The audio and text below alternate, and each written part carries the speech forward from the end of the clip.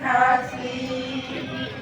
Kublai kau maafkan dengan Yesus engkau barben.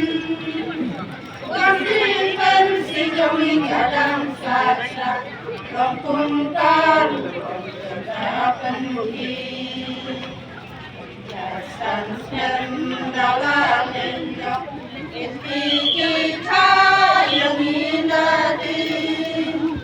Rezeki hebat surat diundang dan yang jawadi. Kublai kebahagiaan dalam Yesus engkau barben. Konsekuensi kami kadang saja lengkungkan tidak penting.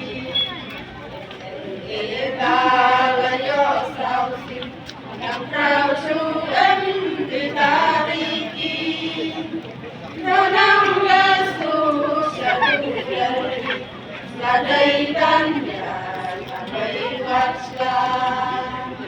Kublai kebahagiaan dalam Yesus engkau barben. Konsekuensi kami kadang saja lengkungkan tidak penting. Hitung konsekuensi terlihat di pipi. Kawin yang sendekat dalam angin yang bersaudara. Kublai kebahagiaan Tuhan Yesus engkau barben.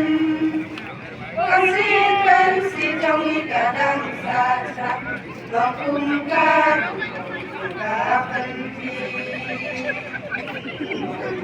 Nada dan hukum dan mentangi yang sewayati.